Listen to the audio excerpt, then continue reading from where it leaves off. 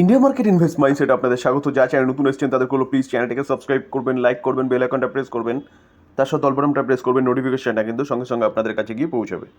Sir Adani port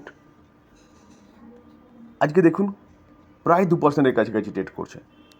তো কোম্পানিটা 1598 চলছে এবং কোম্পানিটাকে দেখলে দেখা যাবে, দেখুন কোম্পানিটা এক বছরে ডবল বানিয়ে দিয়েছে এবং 5 বছর দেখলে দেখা যাবে কোম্পানিটা 326% রিটার্ন দিয়েছে। স্যার কালকে আদানি পোর্টকে নিয়ে একটা ভালো নিউজ পাওয়া যাচ্ছিল, সেটা নিয়ে আলোচনা করেছিলাম। তখন বলেছিলাম আজকে 1 তারিখ আদানি পোর্টের কিন্তু রেজাল্ট ডিক্লেয়ার হওয়ার কথা। তো স্যার ডিউরিং মার্কেটে এসছে কোম্পানিটা 2%-এর কাছাকাছি আপসাইড মুভমেন্ট দেখাচ্ছে। তো মোটামুটি চার্ট বা কোম্পানির শেয়ারটাকে দেখলে বোঝা যাচ্ছে যে রেজাল্ট কীরকম হতে পারে। তো চলুন আমরা কোম্পানির রেজাল্টটা আগে দেখে নিই। আমরা কোম্পানির কনসোলিডেটেড ফাইনাল রেজাল্ট দেখে নেব। রুপিস কী আছে, রুপিস ইন কারোরে রয়েছে। সিকোয়েন্স দেখে নেব, সিকোয়েন্স কী বলছে, জুন 23, মার্চ 24, জুন 24, সিকোয়েন্স একদম ঠিকঠাক আছে। এবার কিন্তু আমরা কোম্পানির ইনকামে চলে যাব। তো টোটাল ইনকাম দেখলে দেখা যাবে কোম্পানি 1 বছর আগে কী করেছে, 6,631, আগের কোয়ার্টারে 7,199, এই কোয়ার্টারে 8,054। তো 6,600টা 8,000, 7,100টা 8,000, ইয়ারলি এবং কোয়ার্টারলি কোম্পানির যে ইনকাম সেই ইনকাম কিন্তু জাম্প করেছে। তো স্যার এবার কি দেখব, এবার হচ্ছে টোটাল এক্সপেন্সেস।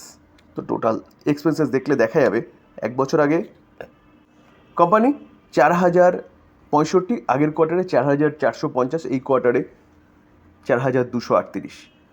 তো ইয়ারলি কোম্পানির ইনকাম বেড়েছে, ইয়ারলি খরচাও বেড়েছে সামান্য, কিন্তু কোয়ার্টারলি ইনকাম বেড়েছে কিন্তু কোয়ার্টারলি খরচা কমেছে। এটা একটা ভালো জিনিস বলতে পারেন। যেখানে আমরা যদি কোম্পানির অপারেটিং প্রফিট দেখি, তাহলে ইনকাম থেকে এই এক্সপেন্সেস মাইনাস করলে পরে অপারেটিং প্রফিট পাওয়া যায় 2,565 আগের কোয়ার্টারে, 1 বছর আগে, 2,749 আগের কোয়ার্টারে, 3,815 এই কোয়ার্টারে। হিউজ জাম্প করেছে ইয়ারলি এবং কোয়ার্টারলি। তো স্যার এবার আমরা কি দেখব, এবার হচ্ছে profit for the period of the year. তো এই প্রফিটটা কিন্তু ট্যাক্স এবং সব রকম অ্যাডজাস্টমেন্ট বাদ দিয়ে পাওয়া যায়।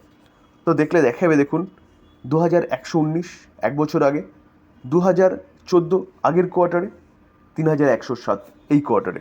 তো নেট প্রফিট, যেই প্রফিটটা কোম্পানির ঘরে ঢোকে, সেই প্রফিট দেখলে দেখা যাবে কোম্পানি ইয়ারলি যথেষ্ট জাম্প করেছে এবং কোয়ার্টারলিও কিন্তু কোম্পানির যথেষ্ট ভালো রেজাল্ট করেছে। তো বলতে পারেন ফাটাফাটি রেজাল্ট করেছে, সেটা আমরা ইপিএসও দেখতে পারবো। 1 বছর আগে 9.79, আগের কোয়ার্টারে 9.44, এই কোয়ার্টারে 14.41। তো স্যার কালকে কোম্পানি নিয়ে আলোচনা করার সময় বলেছিলাম যে আদানি গ্রুপের যতগুলো কোম্পানি আছে তার মধ্যে ফান্ডামেন্টাল বেস্ট কোম্পানি হচ্ছে আদানি পোর্ট। এই কোম্পানিটা শুধু দেশের মধ্যে বিজনেস করছে না, দেশের বাইরেও কিন্তু তার বিজনেস সেট আপ করে রেখেছে। তো স্যার লং টার্মের জন্য বেস্ট কোম্পানি এই কোম্পানি, যেখানে কোম্পানির রেজাল্ট ফাটাফাটি দেখিয়েছে। রিসেন্টলি কোম্পানিটা কিন্তু সেন্সেক্সের পার্ট হয়েছে, সেন্সেক্স 30। তো এমনি হয়নি কিন্তু স্যার। তো স্যার আমি সবসময় বলি আগে বিজনেস দেখুন, তারপরে কোম্পানি নিয়ে চিন্তাভাবনা করুন। কোম্পানির বিজনেস ওয়েল অ্যান্ড গুড, তো এই কোম্পানিটা কিন্তু আপনি লং টার্মের জন্য চিন্তাভাবনা করতে পারেন। লং টার্ম মিনস অ্যাটলিস্ট 5 বছর, তারপরে আপনি যত বছর পর্যন্ত হোল্ড করেন সেরকম ক্যাপাবিলিটি এই কোম্পানির রয়েছে। ডিসক্লেমার দিয়ে রাখি স্যার, কোনো বাই সেল রেকমেন্ডেশন নয়। ভালো কোম্পানি, নিউজ পাওয়া যাচ্ছে, আলোচনা করলাম, লার্নিং পারপাস। বাই করবেন, সেল করবেন, টোটালি নিজের ডিসিশনে। স্যার টাটা স্টিল সেগমেন্টে ভারতের মধ্যে নাম্বার 1 কোম্পানি টাটা স্টিল। দেখুন আজকের দিনে দেখলে দেখা যাবে কোম্পানিটা 2%-এর ওপরে কিন্তু ডাউনসাইড মুভমেন্ট দেখাচ্ছে। কেন? স্যার কোম্পানিটার রেজাল্ট কিন্তু গতকাল ডিক্লেয়ার হয়েছিল এবং রেজাল্ট নিয়ে আলোচনা করেছিলাম। রেজাল্ট প্রফিট বেড়েছে, ইয়ারলি অনেকটাই প্রফিট বেড়েছে, কোয়ার্টারলিও বেড়েছে। কিন্তু কোম্পানির যে রেভিনিউ, সেই রেভিনিউ কিন্তু ইয়ারলি কোয়ার্টারলি পড়েছে। তো স্যার কোম্পানির যে মেন বিজনেস, সেই বিজনেস পড়েছে। আমি কালকেও আলোচনা করার সময় বলছিলাম যে মেন বিজনেস, সেই বিজনেস পড়েছে বলে রেভিনিউ পড়েছে। তো খরচা কন্ট্রোল করেছে বলে প্রফিটটা বেড়েছে, ঠিক আছে, কিন্তু বিজনেস কমে গেছে, এটা মাথায় রাখবেন। যার জন্য দেখুন আজকের দিনে কোম্পানিটা এরকম একটা ডাউনসাইড মুভমেন্ট দেখাচ্ছে, যেখানে এস্টিমেটকে দেখলেও দেখা যাবে। দেখুন এস্টিমেট কি বলছে, যে ইপিএস 17% হারে কিন্তু পড়েছে এবং রেভিনিউ দেখলে দেখা যাবে রেভিনিউ 41% হারে পড়েছে। তো ওভারঅল কোম্পানি কিন্তু রেজাল্ট ভালো করেনি। যদিও বা আপনি বিভিন্ন নিউজ চ্যানেলে যদি দেখলে দেখতে পারবেন যে 960 করোড় মানে 51% profit year on year basis rise করেছে। দেখুন এই চ্যানেলটা দেখলে দেখতে পারবেন যে 51% হচ্ছে জাম্প করেছে। কিন্তু স্যার জাম্প করেছে প্রফিট, কিন্তু রেভিনিউ জাম্প করেনি, যার জন্য কিন্তু আজকে এই কোম্পানিটার মধ্যে এরকম একটা গিরাবাট দেখা গেছে। তো এই গিরাবাট কতদূর পর্যন্ত চলতে পারে দেখুন, এই যে কোম্পানি না, এই কোম্পানিটা কিন্তু ফান্ডামেন্টাল স্ট্রং কোম্পানি, ঠিক আছে। তো এই কোয়ার্টারে একটু রেজাল্ট রেভিনিউ পড়েছে, তাই বলে এই নয় যে এই কোম্পানিটা সবসময় একই রকম হবে। তো স্যার কোনো কোয়ার্টার এরকম হতেই পারে, তো এটা মাথায় রাখবেন। Sir Adani energy solution limited, তো দেখলে দেখাবে কোম্পানিটা কিন্তু এখনও পর্যন্ত আজকের দিনে প্রায় 13% কাছাকাছি একটা আপসাইড মুভমেন্ট দেখাচ্ছে। তো স্যার এতটা আপসাইড মুভমেন্ট দেখাচ্ছে কেন? এই কোম্পানিটাকে নিয়ে কিন্তু একটা ভালো নিউজ পাওয়া যাচ্ছে, চলুন নিউজটা কি পাওয়া যাচ্ছে আগে সেটা দেখে নিই। Sir Adani energy solution 1 billion QIP প্রসেসের মাধ্যমে কিন্তু ফান্ড রাইজের কথা শোনা যাচ্ছিল, যেখানে এই কোম্পানিটা ফান্ড রাইজের জন্য কিউআইপি প্রসেস অ্যাপ্লাই করছে। তো সেখানে এই কোম্পানিটার যে শেয়ার মার্কেটে এসছে, সেই শেয়ারের ডিমান্ড কিন্তু অনেকটা বেড়ে গেছে। দেখুন 6 গুণ ডিমান্ড বেড়েছে, যেখানে কিন্তু মিউচুয়াল ফান্ডও কী করছে, পুট ইন বিটস ওয়ার্থ কত, $325 মিলিয়ন। তো স্যার এইসব মিউচুয়াল ফান্ডের মধ্যে কে কে রয়েছে দেখুন, এসবিআই রয়েছে, এইচডিএফসি রয়েছে, টাটা রয়েছে, বন্ধন, এক্সেস, এইসব মিউচুয়াল ফান্ড কিন্তু রয়েছে। তো স্বাভাবিকভাবে যদি ডিমান্ড বাড়ে, শেয়ার প্রাইস কেন বাড়বে না?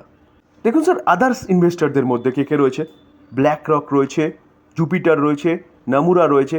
তো এইভাবে দেখলে দেখা যাবে কিন্তু প্রচুর বিদেশি ইনভেস্টরও কিন্তু রয়েছে। সাধারণত এইরকম কিউআইপি আনা হয় কোথায়, ডিসকাউন্টে, যেখানে কোম্পানি ফ্লোর প্রাইস রেখেছিল কত, 1027, 5% ডিসকাউন্টে রাখা হয়েছিল।